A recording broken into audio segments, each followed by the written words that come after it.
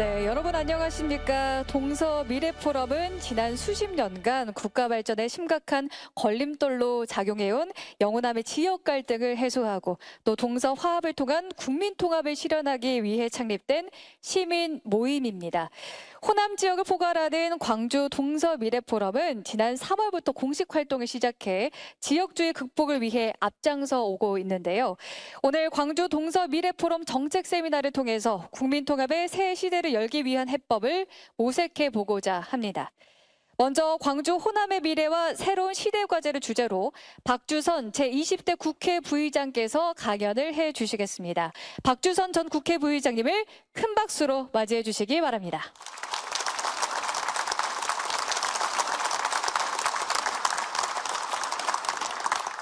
오늘 제가 말씀은 특강입니다만은 학술적인 대회에서 학술이나 또는 이론을 발표하는 것이 아니고 제가 겪었던 일화를 중심으로 또 제가 평소에 생각하고 있었던 동서 화합과 포용을 이루기 위해서는 어떤 방법이 필요하겠냐는 그런 생각을 간략히 좀 말씀을 드리도록 하겠습니다.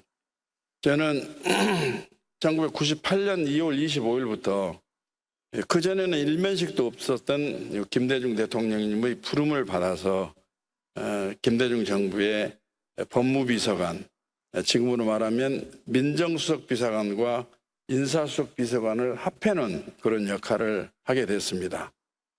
최초로 내정 발표가 된 다음에 대통령께 인사를 드리러 갔더니 대통령 하신 말씀이 영남 정권 하에서 호남인들이 많은 차별과 소외를 당했다고 불평이 많았는데 박주선이는 어떻게 해서 그 검찰의 요직을 두루 섭렵을 했습니까? 그 비결이 뭐고 백이 뭡니까? 라고 저한테 물으시더라고요. 그래서 대한민국 모든 정부 각 기관은 원칙과 기준을 숭상하고 정의를 세우는 목표로 행정을 하고 있습니다만 법을 다루는 검찰이나 사법부는 그 다른 부서보다도 상대적으로 정의관념과 원칙과 기준을 수호하려는 관념이 높다 보니까 제가 인사 수혜를 받았던 것 같습니다. 그렇게 말씀을 드렸더니 김대중 대통령께서 맞아요. 꼭 박주선이가 영남 정권 하에서 영호남 소외와 차별의 불이익을 당하지 않았던 것처럼 우리 50년 만에 정권이 바꿔진 이 정부에서 앞으로 인사를 할 때는 지역이나 학연이나 등등의 사적인 요소는 전부 배제를 하고 오로지 능력과 자질과 국가관을 가지고 인사를 해달라 하고 저한테 부탁을 하셨습니다. 그래서 저는 대통령을 모시고 1년 9개월 동안 통치 인사를 보좌를 했습니다마는 그 말씀 때문에 또 평소에 제 지론 때문에 영호남 갈등을 인사를 통해서나마 해소를 해야 되겠다는 그 의지와 집념을 가지고 지역차별에 입각한 그런 편견에 의한 인사는 정말로 하지를 않았습니다. 그래서 DJ 정부 시절에는 인사와 관련된 비판이나 비난이 다른 여느 정부보다도 높지 않았다 이런 말씀을 좀 드립니다.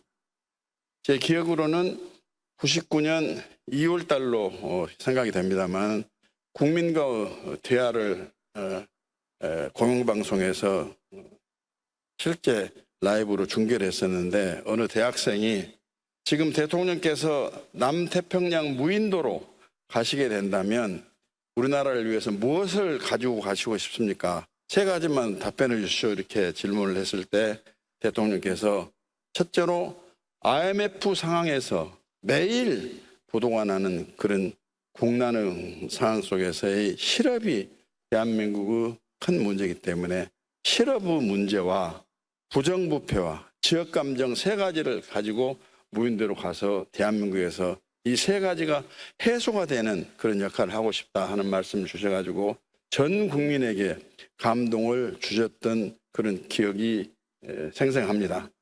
그런 말씀을 누누이 저한테 하시면서 인사 문제에서뿐만이 아니고 공사석을 떠나서 영호남이 좀 하나가 될 수 있는 역할을 좀 하라 하시면서 대통령 비서실장도 영남 출신 김종건 실장을 내가 선임한 것은 그 배경이다 하는 말씀도 주셨고, 또 여기 영암 한평 보궐선거를 할 때 평민당 총재 시절에 지역 갈등을 조금이라도 해소를 한번 해보자. 옛날 자유당 정부 때는 호남 사람이 대구에 가서 무수히 당선이 되고, 또 영남 분이 호남에 와서도 국회의원 당선이 됐고, 본인이 대통령 선거를 할 때도 토양 금지가 있음에도 불구하고 호남을 거쳐서 경남, 경북을 올라가게 되면 토양금 시간을 위반해 가면서 김대중을 연호하면서 연설을 듣고 했던 그 생각을 해보면 대한민국이 메뚜기 이맛방만 한 정도밖에 안 되는데 오로지 정치적인 이유로, 즉 정치적인 입지를 강화하려고 하는 정치인부터 이 지역 감정을 유혹한 것이 너무 한스럽다. 그래서 절대로 동서 화합이 한번 되도록 해야 된다 하는 말씀을 저한테 누누이 말씀을 주셨습니다. 그런 점에 입각해서 저도 정치인이 돼가지고 우리 광주를 중심으로 호남인들을 만날 때마다 우리 호남이 지금 집권당 이전의 전신이 박정희 시대부터 전두환 노태우 시대까지 호남이 소외가 되고 낙후가 되고 또 차별도 많이 받았다고 하지만은 이제는 책임져야 할 분이 세상을 떠나기도 했고, 지금은 후신 정당의 역할을 호남에 대해서도 너무 많이 하고 있기 때문에 과거의 묵은 감정을 털어내고 호남이 화해와 용서 또 포용의 정신을 먼저 좀 발휘하는 것이 좋지 않겠느냐는 이야기를 제가 누누이 말씀을 드리곤 했는데 한 가지 아쉬운 점은 개인적으로 만나면 동의를 하시면서도 또 선거가 있게 된다든지 또는 다른 행사를 갖게 되게 되면 영원한 갈등을 수습하고 화합 협력이 되긴 해야 돼야 된다는 명제는 동의를 하면서도 실제로 행동에 옮기기는 굉장히 어렵다는 것을 저희들이 목도를 하고 좀 안타까움을 많이 갖게 됐습니다. 그런데 김대중 대통령은 호남에서는 걸출한 정치 지도자로 평가를 받고 있고, 어려운 과정 속에서도 김대중 대통령이 되기 위해서 걸어가는 과정에 맹목적이다시피 김대중 대통령을 지지하고 또 김대중 대통령을 추종하고 해가지고 끝까지 이 나라의 정권교체를 이루게 한 원동력이 바로 호남의 힘이었고 호남의 지혜였고 자세였다고 저는 그렇게 평가를 합니다. 그렇다면 김대중 대통령이 하는 생각과 행동도 좀 계승 발전을 시키고 따라서 하는 것이 우리 호남이 더 큰 호남이 되고 호남이 대한민국을 움직이는 주체 내지는 지혜 세력이 될 수도 있지 않을까 하는 생각이 듭니다. 다시 말하면 우리 김대중 대통령께서는 쿠데타 세력이라고 명명을 했던 세력들과 소위 TJP 연합이라는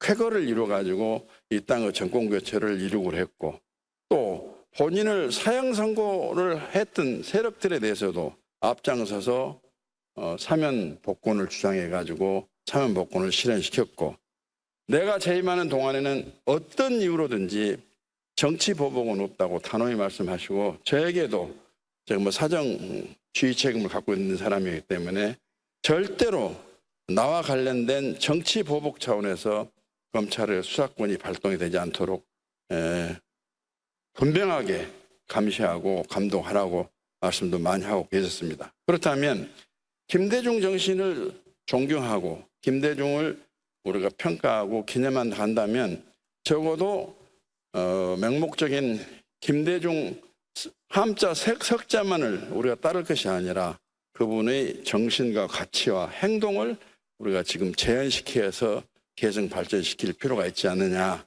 그래서 저는 그런 말씀을 꼭 좀 경험해서 일화를 중심으로 제가 느꼈던 바를 여러분에게 소개를 해드리고 싶습니다.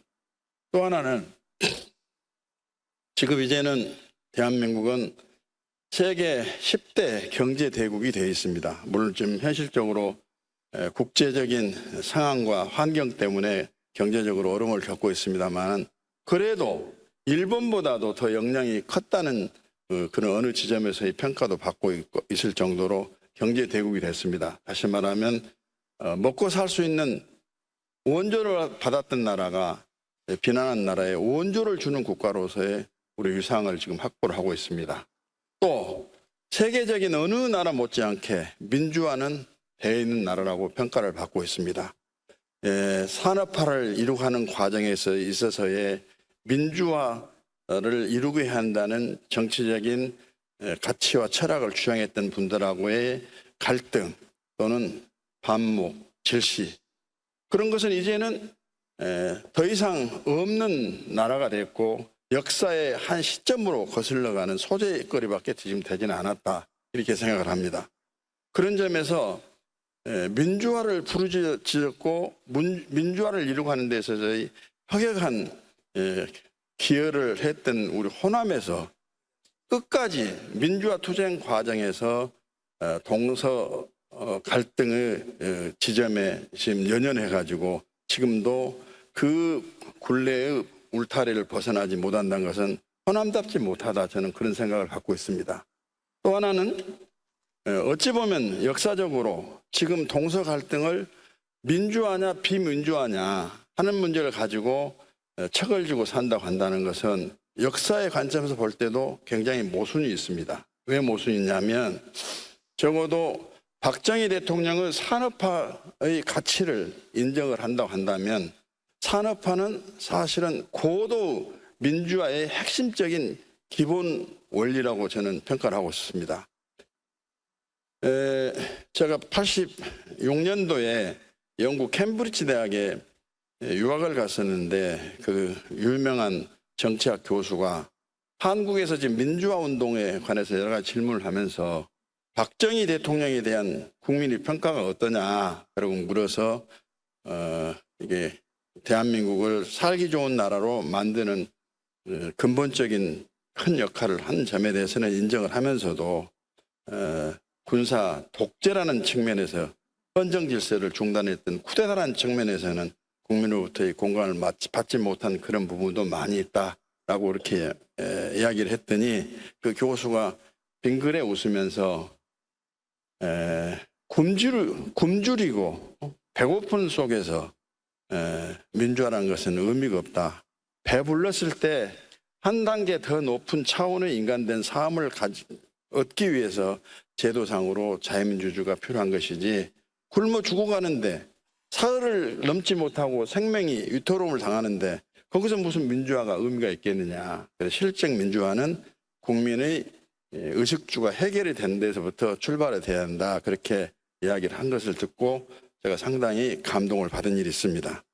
또 하나는 박정희 대통령이 군사 독재 또 쿠데타 세력이라고 역사가들은 평가하는 데 있어서는 저도 동의를 합니다. 그러나 그렇기 때문에 군사 독재를 했기 때문에 민주화를 위해서 싸웠던 호남을 중심으로 하는 민주화 세력이 박정희 대통령은 영원히 배척의 대상이고 존경의 대상이 아니다라고 이야기하는 것은 이율 배반이 있다고 저는 생각합니다.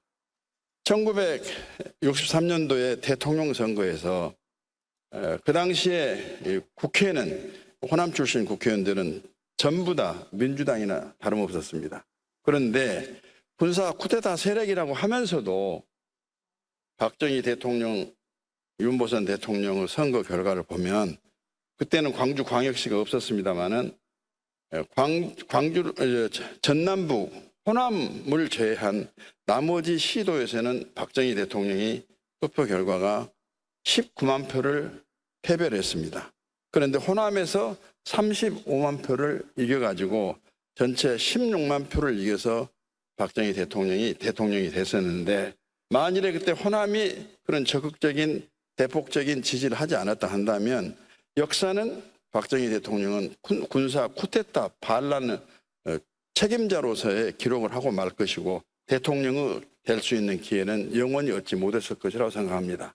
다시 말하면 그 당시 호남은 성견 지명이 있어서 먹고 사는 문제를 해결해 주는 것이 실질적인 민주화의 첫걸음이다 하는 판단을 가지고 했는지까지는 제가 모르겠습니다만은 군사 쿠데타 세력이냐 아니냐 하는 것을 넘어서 더 큰 가치는 우리를 먹고 사는 문제를 해결해 주는 세력이 진짜 우리가 원하는 정치 세력이다라고 해가지고 박정희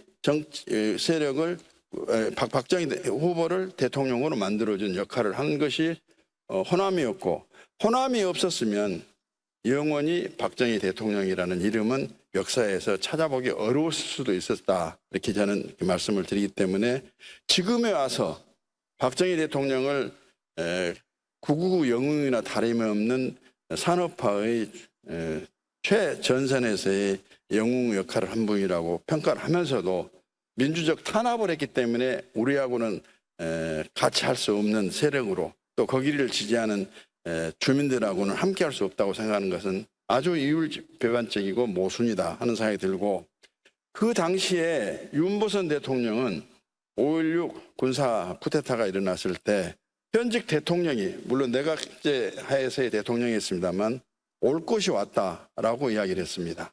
다시 말하면 헌정이 중단되더라도 사회가 너무 무질서 혼돈 속에 빠져 있고 먹고 사는 문제가 해결이 안 되다 보니까 먹고 사는 문제를 해결하는 것이 무엇보다도 대한민국에서는 첫째 중차대한 국가적 과제라는 평가를 해 주셨던 것으로 그렇게 지금 기억하고 있습니다. 그래서 이제는 모든 민주화 투쟁 과정에서 일어났던 작은 다툼과 갈등 이런 것에 집착하는 것보다는 큰 결과를 놓고 우리가 용서할 건 용서를 하고 화합할 것은 화합하고 포용할 것은 포용해가지고 영원함이 진정으로 하나가 돼서 협력을 한다면 국가적인 난제를 해결하는 데 있어서도 그보다 더 좋은 처방의 손은 없다고 저는 그렇게 생각이 되기 때문에 작은 문제는 우리가 넘고 뒤로 하고 버리면서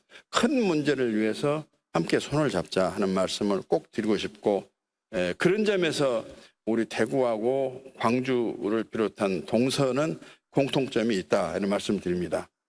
여기 고맙게도 우리 광주에 5.18 단체 회원 여러분들이 많이 참석해 주셨는데, 또 대구에서도 2.28 기념사업 회원들이 많이 오셨습니다. 이 땅에서 최초의 민주화를 외친 민간인 시위는 60년 2월 28일 대구에서 있었다고 역사는 기록하고 있습니다. 또 희생도 컸고 실적인 민주화를 이루어가는 과정에서의 광주 역할, 5.18 역할이 컸지만 그 민주화를 위한 시위 시원을 이뤘다 하는 2.28은 5.18과 맥을 같이 하고 가치와 철학을 공통으로 하고 있다고 저는 그렇게 생각하고 있습니다.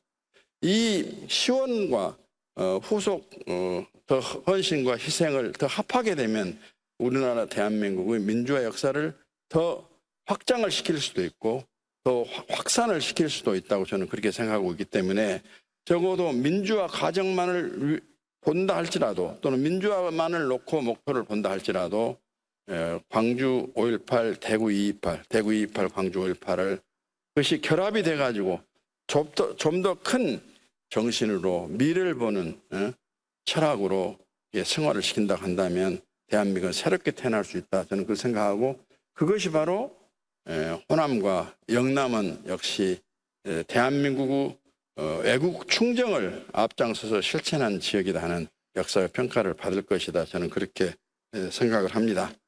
그러면 앞으로 어떻게 말로만 해가지고 이렇게 여러분들이 지금 많이 오셨는데 이렇게 저 같은 사람 특강이나 듣고 헤어지면 또 그거 말고 이렇게 해서는 안 된다고 생각됩니다. 그런데 여기 계신 여러분들이 정말로 가슴에서부터 공감을 하시고 머리에 많은 지혜를 지금 굴리고 생산해내고 계시기 때문에 한 사람 한 분 한 분들이 많은 사람들에게 이 공감된 취지, 우리가 가야 할 방향, 목표를 가지고 이해도 시키고 설득을 좀 해주는 범시민 계몽운동을 좀 했으면 좋겠다 하는 말씀을 드립니다. 또 하나는 우리 이정현 대통령 직속 지방시대 부위원장 우동기 회장께서 오늘 대통령이 주재하는 지방시대 관련 큰 행사가 있어가지고 나오실 수 없다고 미리 저한테 양해를 구하면서 저보다도 더 지방시대위원회 역할과 지방시대 운영의 핵심적인 힘을 가지고 계신 이정현 부위원장이 가셔서 말씀을 잘 해줄 것이라고 이렇게 말씀해 주셨는데, 지방시대위원회는 제가 알기로는 대한민국 국가 균형 발전을 위하는 모든 정책 프로젝트를 거기서 심의 확정을 하는 기구로 알고 있습니다. 우리가 아무리 정신운동으로서의 영원한 갈등을 하자고 할지라도 지금 호남은 영남에 비해서 많은 부분에서, 즉 산업적인 측면, 경제적인 측면에서 낙후와 또 좀 소외가 돼 있고, 앞으로 집중적으로 투자를 해야만이 전국이 균형화된 지방시대를 만들 수 있다는 점이 있습니다.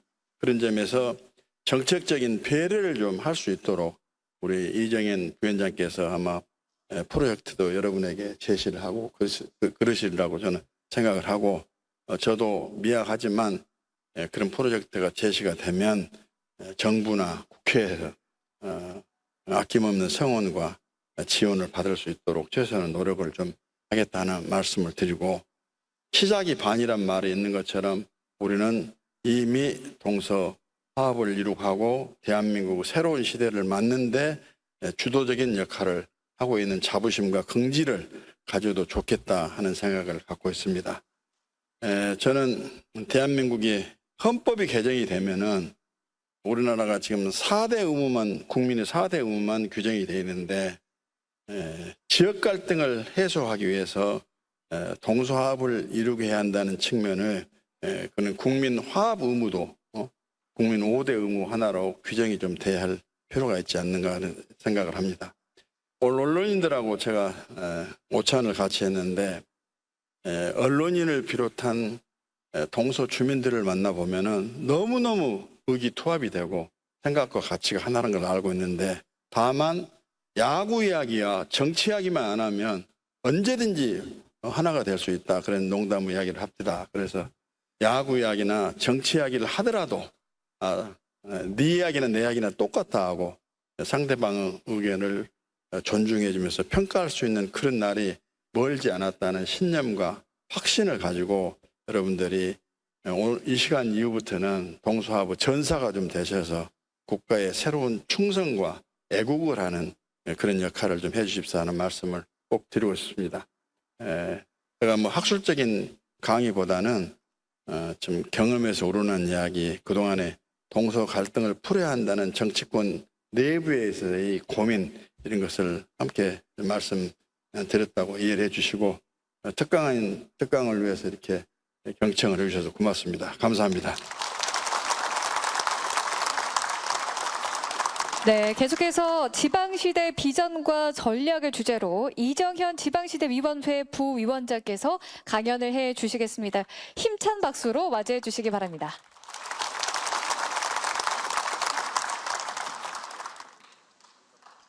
여러분 반갑습니다. 저는 앞서 좋은 말씀들 많이 했고 지역 균형 발전이라는 얘기를 가지고 조금만 좀 하겠습니다. 지방자치를 의회를 한 지가 32년이 됐고 시장, 군수, 구청장, 도지사를 국민들이 직접 선출한 지가 28년이 됐습니다. 그리고 늘 하는 얘기가 지역에 권한을 최대한으로 이양하자고 하는 것과 지역을 균형 발전시키자고 하는 내용을 가지고 역대 모든 대통령들이 또 정부가 최선을 다해서 해왔었습니다. 결과는 지금 이 시점의 결과는 어떻습니까?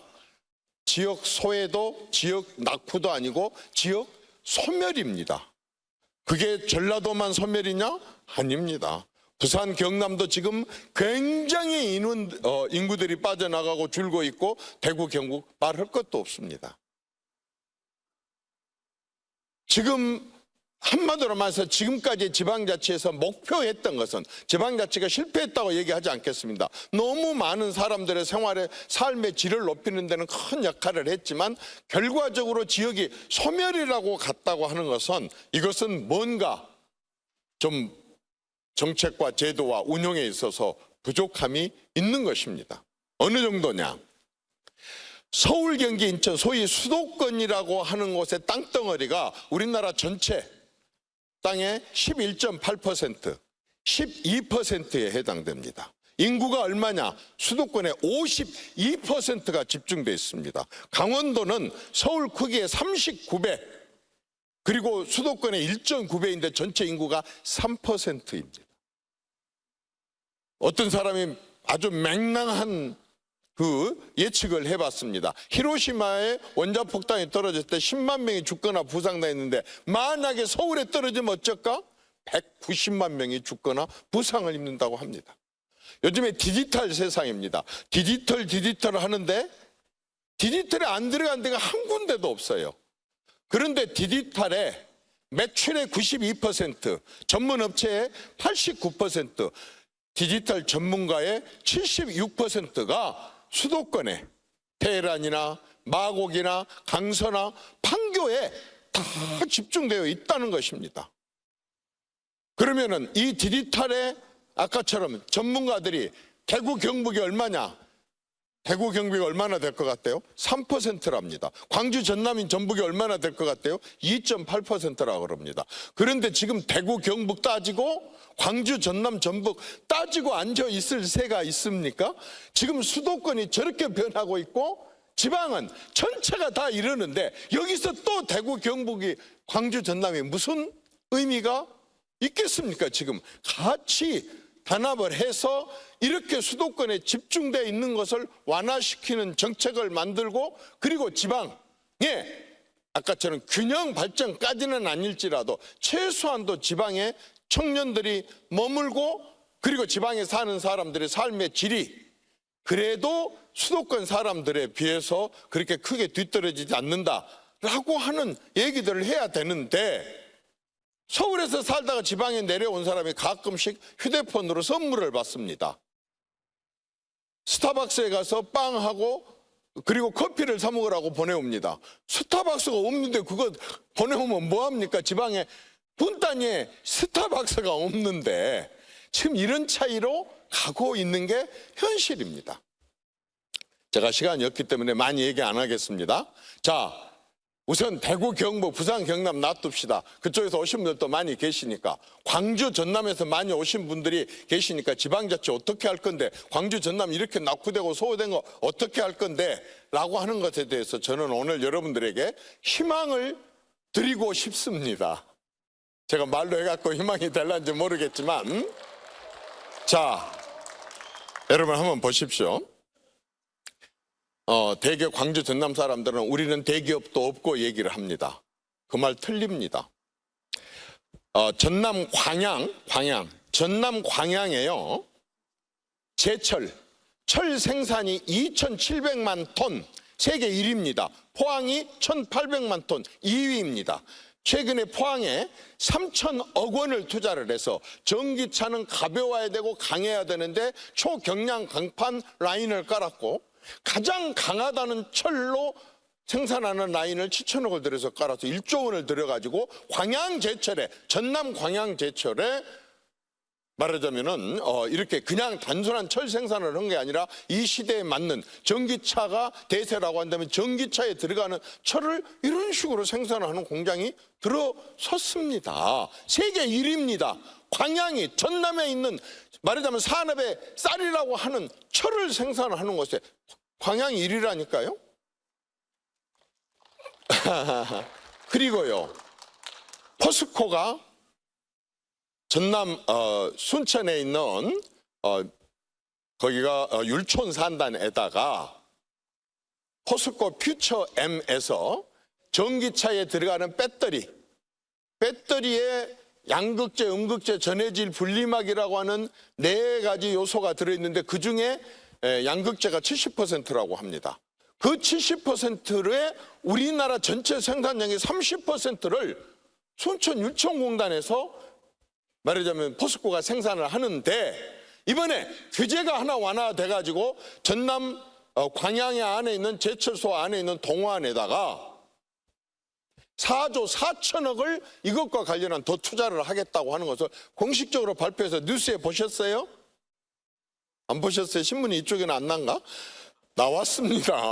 언론에 다 나온 얘기입니다. 4조 4천억을 쏟아붓겠대요. 제가 이 자리에서 하나 더 공개할까요? 제가 포스코 관계자들로 만나서 얘기해 봤습니다. 2030년까지 73조를 국내에다 투자하려고 하는데 광양에 29조를 투자를 하고 포항에 22조를 투자할 계획을 갖고 있고 조만간에 발표를 한다고 합니다. 그것뿐이 아닙니다. 여러분, 박정희 대통령 시절에 여천, 그 당시에는 여천군이었습니다.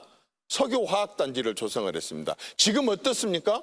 여수 여천화학공업단지를 포함한 그 동부권에서 우리나라 제조업의 10%, 100조가 넘는 매출을 올리고 있는 것이 전남 동부권의 여수 여천의 화학단지를 포함한 그쪽의 공단입니다. 그리고 지금 그 석유화학은 계속해서 이제 화이트바이오 쪽으로 또 진전 대발전해가고 있는데 GS, SK, LG, 또 롯데케미칼, 그다음에 금호석유화학, 그리고 한화까지 그쪽에 대기업들이 다 들어와 있습니다. 앞으로도 묘도에 에코 에너지 센터라고 해가지고 암모니아를 가지고 수소를 만드는 어마어마한 탱크가 지금 12개가 지어져 가는 진행 중에 있습니다. 그것뿐만이 아닙니다.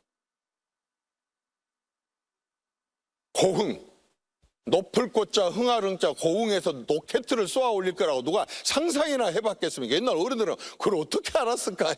높을 꽃자 흥하릉자 고흥에서 로켓을 쏘아 올린다니까? 그냥 로켓 갖고는 만족할 수 없다. 지금 이번에 중앙에 어디 제가 공개할 수 없는 그 기관장이 고흥을 다녀갔습니다. 이제 고흥에서 드론, 군사용 드론을 포함한 드론과 날아다니는 택시 UAM 을 연구, 개발, 그리고 실험, 인증, 생산까지를 할 수 있는 그런 고흥의 그 지금 로켓 갖고는 안 되겠다. 좀 덜 높이 날더라도 좀 고흥이 진짜 높은 곳에서 흥해보자 해가지고 그게 지금 진행 중에 있습니다. 이번에 이 정부 들어와서 국가산단으로 전라남도에서는 유일하게 고흥에다가 국가산단을 유치를 했지 않습니까? 지금까지 제가 말한 것들 어떤 것들입니까? 전부 미래 산업입니다. 첨단 산업들입니다. 앞으로 발전할 수 있는 그러한 산업들이 어디냐? 전라남도입니다. 그리고 이것뿐만이 아닙니다. 지금 여러분들이 살고 계시는 이 광주에 잘 알다시피 여기서 가까운 광천동에 27만 평 현대 기아 자동차 공장이 있습니다. 광산에 10만 평, 총 37만 평에서 42만 대에서 49만 대, 51만 대까지 자동차를 생산을 하고 있습니다.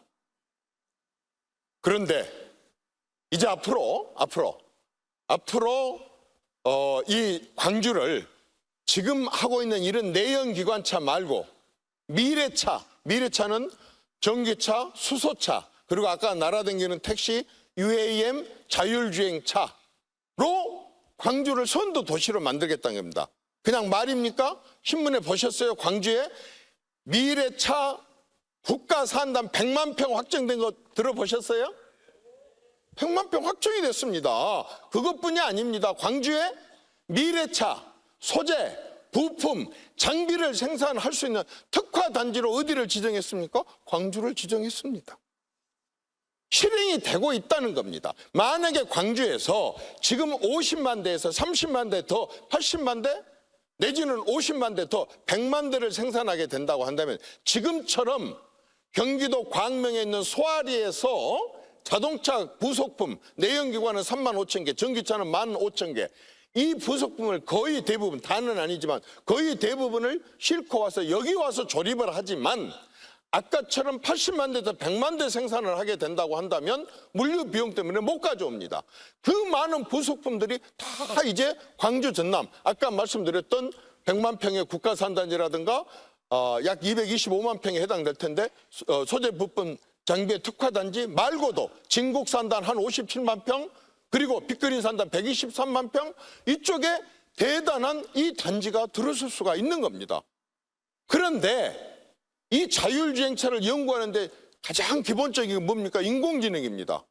전국 17개 시도 가운데 인공지능 데이터 집적센터 4,119억을 들여서 유일하게 유치해 갖고 와 있는 데가 어디입니까? 광주입니다. 자율주행차 연구하는데 최고의 여건을 가지고 있습니다. 또 있습니다. 자율주행차를 실험하고 하는 데 있어서 광주에서 영암까지 지금 뭘 만들려고 하고 있어요? 아우토반, 한마디로 초고속화 도로.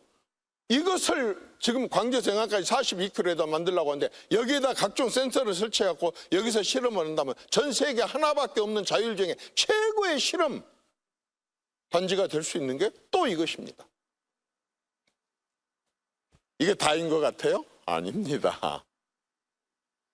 여러분, 지금 굉장한 변화가 우리나라에도 일고 있고 다른 나라도 일고 있습니다.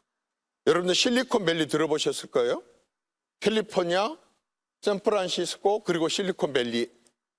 이 실리콘밸리에서 전 세계 IT의 최고의 기업들이 다 들어가 있었습니다. 그런데 코로나19를 겪으면서 재택근무를 시켰더니 어떻게 했습니까?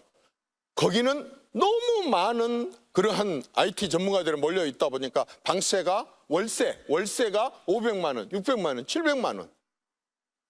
그랬는데 재택근무를 하는 사람들은 뭐 때문에 내가 600만 원을 주고 여기서 살아야 자꾸 지방으로 이사를 갔습니다. 그래서 전문가들이 많은 그 두뇌, 말하자면 지식 근로자들이 다른 저기 텍사스라든가 워싱턴주라든가 이런 쪽으로 다 흩어져서 가다 보니까 대기업들이 다 이전을 하고 그렇게 해서 오히려 지금 수도권 같이 집중되어 있는 저기는 찌그러들고 그리고 나머지 이제 지방으로 처음 전문가들이 내려가니까 기업들도 따라 내려가게 돼갖고 미국 전역으로 기업들이 흩어지기 시작했습니다. 지금 한국의 수도권 집중이 저는 코로나19 말고 이 신재생 에너지로 이런 현상이 올 수 있다고 생각을 합니다. 잘 아시죠? 알리백 들어보셨죠? 잘 아시잖아요. 신재생 에너지 아니면은 수출을 할 수가 없습니다. 받아주지를 않습니다. 설령 받아준다 하더라도 관세를 무지하게 높여버립니다. 신재생 에너지로 생산된 물건이 아니면 외국에 수출이 안 된다는 거죠. 우리가 흔히 알고 있는 신재생 에너지로 뭐가 있을까요? 태양광, 풍력 중에서도 해상풍력, 육상풍력이 있습니다. 서울, 경기, 인천에 어디다가 태양광을 깔고 어디다가 풍력발전소를 시설해서 바람개비를 돌리겠습니까? 이게 최적지는 신안입니다. 영광입니다. 부안입니다. 군산입니다. 서남해안 쪽에 15m, 20m. 다른 지역은 바다가 깊어서 못합니다. 신재생 에너지를 이렇게 생산할 수 있고 엊그저께 법이 통과됐습니다. 영농형 태양광도 허락을 하겠다고. 무슨 얘기입니까? 논 위에다가 높이 해가지고 거기다 태양광을 설치하고 농사도 같이 짓게 하는 영농형 태양광. 농도인 전라도에서 이런 영농형 태양광하고 아까처럼 해상풍력 이 부분들이 최고로 많이 생산될 수가 있는 곳이 호남이고 광주 전남인데 이 광주 전남의 신재생 에너지를 생산해 놓으면 뭐합니까? 전기 야 그거 다 수도권으로 보내 해갖고 도로 다 가져가 버릴 건데 겁나지 않아요? 겁먹을 필요 하나도 없습니다. 이 보내는 송배전의 개통 비용이에요. 설치 비용이 1조 8천억이 지금 신안에서 가져가는데 1조 8천억이라는데 그건 돈도 아닙니다. 가는 동네마다 우리 동네 못 지나가게 하고 밀양처럼 다 반대하면 올라갈 수 있겠습니까? 방법은 하나밖에 없습니다. 내려와. 너희들이 내려와서 여기 와서 공장 운영해 할 수밖에 더 있습니까? 그렇게 됐을 때에 이제 지금 새로운 첨단 산업들, 전기가 많이 필요로 하는 데이터 산업들을 포함한 이런 산업들이 내려올 수밖에 없습니다. 무안이나 해남에서 오신 분들 땅 갖고 있으면 팔지 마세요. 이제 신재생 에너지가 바로 지금 한전과 한전 산하의 7개 기관이 와 있죠. 그리고 전 세계 하나밖에 없는 최고의 에너지 전문가들이 몰려 있는 에너지 대학교가 또 이쪽에 있습니다. 이런 것들이 다 합해서 앞으로 이 말하자면 신재생 에너지를 생산한다고 한다면 전기만 생산합니까? 거기에 가서 바람개비 100m짜리 이 바람개비 말하자면 생산해야 되죠. 또 이게 터빈 생산해야 되죠. 축 생산해야죠. 가서 작업을 하면 바지선 해야 되죠. 왔다 갔다 고치로 댕기려고 한다면 또 많은 게 필요로 할 텐데 이 모든 것이 공단 하나가 생기지 않고 가능하겠습니까? 가능한 일입니다. 농도인 전라도라고 하죠. 지금까지는 참 어떻게 이런 일이 벌어졌는지는 모르지만 농도인 전라도에 농기계 집단 공장 하나가 없습니다. 농약 공장 하나가 없고 거기에 있는 종자 실험 재배하는 거 하나 제대로 없을 정도로 도대체 농도가 왜 지금까지 이 지경이었는지 모르겠어요. 농수축산물 가공 공장은 더 없습니다. 농사 짓는 자식이라 그래갖고 꼭 소똥 튀우고 돼지똥만 치워야 됩니까? 아버지는 농사 짓더라도 자식은 아까 농기계 공장 다닐 수도 있고 농약 공장 다닐 수도 있고 그렇게 해서 고향을 안 떠나야 되는데 지금까지 그런 거 하나를 제대로 유치도 못 해놓고 그런 거 하나도 못 해서 안타까운 일이지만 이제 이런 것들이 들어서게 된다고 한다면 그리고 이제는 농사는 전부 스마트 농으로 가게 됩니다. 그래서 청년 농들을 굉장히 많이 양성을 하고 강조를 할 겁니다. 그렇다고 한다면 이제 농도인 경상도 저기 또 지역감도 나오겠다. 경상도, 충청도, 강원도를 농도라는 사람 없습니다. 전라도를 농도라고 한다면 스마트 농을 포함해서 아까 내가 말한 이런 농업과 관련된 그런 공업시설도 이쪽에 같이 유치가 돼야 된다는 거죠. 이게 가능한 일입니다. 그것뿐이 아닙니다, 여러분. 7,900억을 들이고 5조 4천억을 쏟아부어서 몇십 년 동안 하겠다고 하는 국가 공무원 600명을 고용하고 있는 아시아 문화 전당 제대로 놔둘 겁니까? 지금 저기에서 제대로 된 콘텐츠 하나가 지금 제대로 된 게 나온 게 없습니다만은 그러나 앞으로 문화산업은 절대적으로 가수 하나가 돌아다니는 중소기업 웬만한 큰 중소기업보다 더하는 거 보지 못하셨습니까? 이제는 문화산업도 어마어마한 산업이 될 수 있는데 거기에 대단히 큰 전국에 하나도 없는 공장 아시아 문화 중심 전당이 바로 광주에가 있습니다. 여러분 잘 아시겠지만은 전남대학교, 조선대학교 의대가 굉장히 셉니다. 지금 전남대학교, 조선대학교 의대에서 졸업한 사람들과 또 거기와 같이 해갖고 요즘에 하고 있는 게 말하자면은 성형, 정형, 치대, 치과 이런 쪽에 지금 의료기기가 광주 전남에 엄청나게 늘고 있습니다. 그래서 이제 첨단 의료 복합단지를 제대로 이쪽에서 유치만 하게 된다고 한다면 의료 분야에 있어서 뒤지지 않습니다. 이게 다 끝난 것 같죠? 또 있어요. 일단 기분은 좋죠? 또 있습니다. 전라도의 바다는요, 기가 막힌 바다입니다. 여러분 머릿속으로 한번 생각해 보세요. 세계적으로 유명한 바다 그러면 뭡니까? 해안선? 쭉 뻗은 바다입니다. 전라도 바다만 유일하게 뭡니까? 들쑥날쑥 니아스식 해안이라고 그럽니다. 이게 얼마인지 아세요? 무려 4,900km나 돼요. 섬이 2,600개, 그중에 300개는 유인도고 나머지는 다 무인도라고 합니다. 솔직히 우리 같은 대한민국에서도 다른 데는 밀물썰물이 별로 없어요. 이 전라도 바다는 밀물썰물이 있어서 만약의 경우에 저기 중국의 14억 아니 동북 삼성의 7억 인구들 중에 일부만 와서 이거 본다면 환장할 노릇이야. 아까까지 그 무섭고 시퍼런 바다였는데 다른 일 좀 하고 와서 보니까 바다가 내가 걸어다닐 수 있는 곳이야. 그래 걸어다니고 왔더니 또 돌아서 봤더니 다시 물이 들어와. 자기 고향에 돌아가고 그런 거 봤다 그러면 믿겠어요? 이게 바로 전라도예요. 전라도의 관광 요인으로서는 이보다도 좋은 게 없다고요. 거기서 차로 5분, 10분만 들어오면 뭐 있습니까?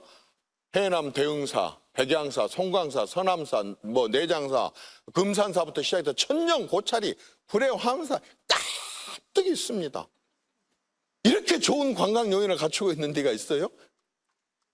이제 물론 대한민국 전체를 다 발전시킬 수 없었기 때문에 어쩔 수 없다 손 치더라도 지금부터는 이 지역에, 그러니까 경상도는 경상도, 전라도는 전라도, 충청도는 충청도의 여러 가지 특성을 살린 지역 발전을 시켜야 됩니다. 똑같이 여기 500억이 있어 25억씩 날아주니까 20군데를 공모를 해서 뽑을 거야 이런 기준으로 제출해?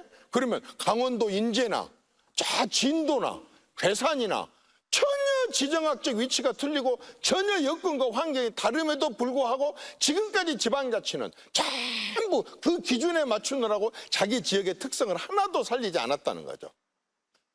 지금 이제 저희 지방시대가 하고 있는 이 지방시대에서의 지방정책은 그게 아닙니다. 가장 중시 여긴 게 뭐냐면 자치입법도 아닙니다. 자치조직도 아닙니다. 자치인사도 아닙니다. 자치재정도 아닙니다.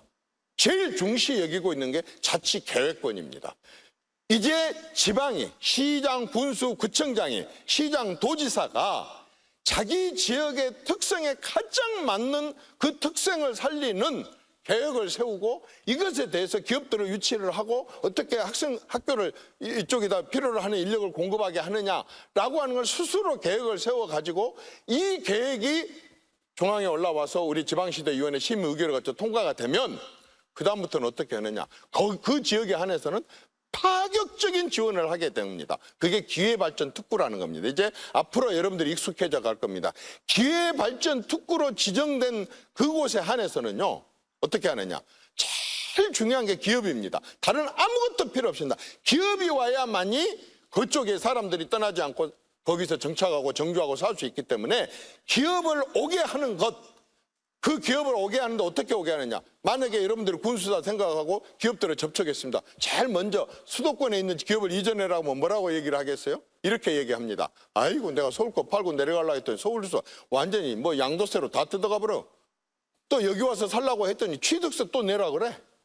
그리고 이제 나이 먹어갖고 이제 좀 고향에 가서 어떻게 해보려고 내려오려고 그랬더니 완전히 상속세로 64%를 뜯어가 버려. 뭐 내려가나 마나. 이 점을 정확하게 알고 있습니다. 그래서 이 기회발전 특구로 지정된 그 지역에 한해서 세금이 아주 파격적으로 감면이 되게 됩니다. 당연히 소득세하고 법인세를 말할 것도 없고 일단 지역에 이렇게 소멸돼 가는 것은 국가의 재앙입니다. 재앙. 어떤 돈을 퍼붓고도 앞으로 회복할 수 없는 이 재앙을 막기 위해서는 이런 정도의 세금에 대한 혜택은 줘서라도 기업을 보내야 된다는 거죠. 그리고 지역에서 취업하게 만들어야 된다는 거죠. 이게 바로 기회발전 특구고 새 정부가 추진을 하려고 하는 지역의 기업들을 끌어오게 할 방법입니다. 다 좋았어. 그랬더니 또 기업인들이 얘기합니다. 그런 거 주면 뭐해? 세금만 깎아주면 뭐해? 내려가서 내가 서울하고 뭐 땅값 또 비슷하게 다 비슷한데 가보면 내가 갈 맛이 나겠어? 그거 어떻게 해주라고? 싼 공장 부지를 내놓으라 이겁니다. 싼 공장 부지는 뭐겠어요? 사업한 사람은 다 아시죠? 그린벨트 아니면 완전 절대 농지 아니면 그러면 무슨 문화 무슨 관광단지라든가 뭐 이런 쪽 지금 규제되어 있는 데 있을 겁니다. 기회발전 특구로 심의 의결이 통과된 지역에 관해서는 바로 이러한 규제에 대해서 정말 깜짝 놀랄 정도로 특례를 적용을 하게 될 것입니다. 행정적인 재정적인 지원을 해서라도 기업을 이렇게라도 해서 지방에 내려보내지 않으면 나라에 앞으로 더 큰 재앙이 닥치기 때문에 지금 이런 과감한 정책을 펼치느라고 그 법이 통과됐습니다. 그게 바로 지방시대 특별법입니다. 그 법이 통과됐어요. 자, 여기까지 다 했는데 기업인들은 거기서 끝날 것 같아요. 또 요구합니다. 뭘 요구를 합니까? 아니 요즘에 누가 어깨 근육으로 이런 사람이 있어? 이제는 전부 디지털을 포함한 특별한 기술들을 요구를 합니다. 지식 노동자 그리고 뭡니까? 두뇌 근로자들을 써야 되는데 서울에서 데리고 내려가려 했더니 다 사표내본데 사람이 없는데 어떻게 회사를 운영을 해? 그래서 지방에 있는 대학교, 우리 광주만 하자면 광주에 9개, 전남에 9개 대학과 특성화 고등학교와 전문학교와 폴리텍 대학까지를 총동원을 해가지고 그 지역에서 앞으로 뻗어나가려고 하는 기업들의 필요로 하는 그쪽 전공 그 과들을 더 인원도 늘리고 교수진들도 이 회사에서 상무급들이 와갖고 와서 강의할 수 있도록 하고 하는 글로컬 대학, 교육자치특구 그리고 지금 또 새로 하려고 하는 라이즈 제도를 실시를 해서 완전히 지역의 기업을 끌어온 게 최우선. 기업을 끌어오기 위해서 도지사가 시장 군수나 도지사들이 여기에 대해서 아까 기회발전 특구로 지정될 수 있는 제대로 된 자치 계획, 중앙에서 만들어서 내려보내는 계획이 아니라 특별하게 자기 지역에 맞는 그런 계획을 해서 내려보내준다고 한다면 아까처럼 그런 혜택을 주게 되고 그리고 교육까지 같이 힘을 합쳐서 이렇게 하게 되는 이런 제도를 가지고 균형 발전을 해보려고 하고 균형 발전 그 전에 같으면 그거 제도 한번 뭐해 힘센 놈들이 다 가져가 볼 텐데 힘센 놈들이 다 가져가 버린 게 아니라 아까 내가 앞에서 쭉 광주 전남의 장점을 얘기를 했듯이 이런 장점은 여기뿐만 아닙니다. 부산 가도 다 있고 울산 가도 경남도 있고 대구, 경북, 강원도, 충청도 전부 다 그 지역에 맞는 특징들이 있습니다. 제가 아까 우선적으로 얘기한 것은 광주 전남을 얘기를 한 겁니다. 우리에게도 이런 장점이 있고 내가 하나도 지어낸 말 없고 하나도 지금 진행되지 않는 것이 하나도 없습니다. 전부 진행되고 있는 것이고 우리가 할 수 있는 일입니다. 다만 누가 어떤 노력을 갖고 어떻게 힘을 합쳐서 하느냐 이겁니다. 제 가장 큰 소망은 이제 정말 정치의 전남, 정치의 광주에서 삶의 전남, 삶의 광주로 눈을 돌려가지고 어떻게 해서 이제 우리는 이렇게 살았다 손치더라도 우리의 조카들, 우리 아들, 딸들, 우리의 손주들이 사는 광주 전남에선 적어도 이렇게 좋은 여건을 마련을 갖고 있다고 한다면 이런 여건을 살릴 수 있는 그러한 삶의 전남, 삶의 광주가 되자는 것입니다. 그렇게 하는 것이 저는 그야말로 지역 균형 발전도 되고 동서화합도 된다고 생각합니다. 뭐 지리산 삼도봉에 올라가고 경남 도지사하고 전북 도지사하고 전남 도지사 앉아갖고 막걸리 나눠 먹으면 그게 무슨 국민 통합이고 화합입니까? 그게 동서화합입니까? 저는 그런 거 절대로 인정하지 않습니다. 일단 살아놓고 봐야 됩니다. 잘 살고 봐야 됩니다. 여건과 환경을 활용해서 그렇게 한다고 한다면 저는 얼마든지 할 수 있다고 생각합니다. 지금 얼마나 달라지고 있습니까? 광주에서요 대구까지 아까처럼 고속도로 나와져 있죠. 호남 그게 뭐죠? 88 고속도로 나와져 있죠. 이번에 철도 완전히 KTX로 해서 철도 지금 놀라고 하고 있지 않습니까? 옛날에는 삼남긴, 지금은 부산역에서 출발해서 광양 거쳐갖고 순천 거쳐서 보성 거쳐갖고 하나는 목포로 그리고 하나는 다시 나주 거쳐서 광주로 돌아오는 경전선이 이제 또 착공이 돼 있지 않습니까? 이렇게 경상도하고 이제 완전히 기차로 그다음에 고속버스로 승용차로 완전히 통용할 수 있는 이런 도로들이 그전 같았으면 국가의 재정상 어려웠었던 이런 것들이 지금 완전히 투자되고 있습니다. 이제는 아까 말했던 그런 관광 그리고 아까 그런 부분에 있어서의 완전히 중공업단지인 창원에 있는 많은 본사가 이쪽에 협력업체를 둘 수도 있고 이쪽에 있는 아까처럼 여러 가지 제철 공장이나 이런 곳에서 또 부산이나 경남이나 대구 경북에다가 협력업체를 둘 수 있는 이제는 같이 지방이 함께 서로 협력해갖고 살아갈 수 있는 길을 모색해야지. 영남 호남 영남 호남 극소수예요. 그런 거 따지고 얘기하고 그런 거 부축해가지고 표 얻어가지고 싹쓸이 하려고 한 사람들 극소수예요. 극소수. 이제는 그런 극소수에 절대 말려들 필요가 없습니다. 이제 다수에 침묵하고 있고 그리고 대한민국 다 잘 되고 우리가 화합해서 통합해서 잘 되기를 바라는 이 사람들이 주축이 돼가지고 이제는 끌고 가야 되는 그런 세상이 아닌가 싶습니다. 고맙습니다. 네, 지방시대의 비전과 전략을 주제로 열띤 강연을 해주신 이정현 지방시대위원회 부위원장님께 다시 한번 큰 박수 부탁드립니다. 네, 오늘 특별 강연을 해주신 두 분의 말씀처럼 우리가 동서화합과 국민통합을 실현한다면 새로운 지방시대를 열 수 있을 겁니다. 여러분 모두 지역 갈등을 해소하는 데 뜻을 같이 해주시리라 믿으며 이상으로 광주 동서 미래 포럼 정책 세미나를 마치겠습니다. 함께해 주신 여러분 고맙습니다.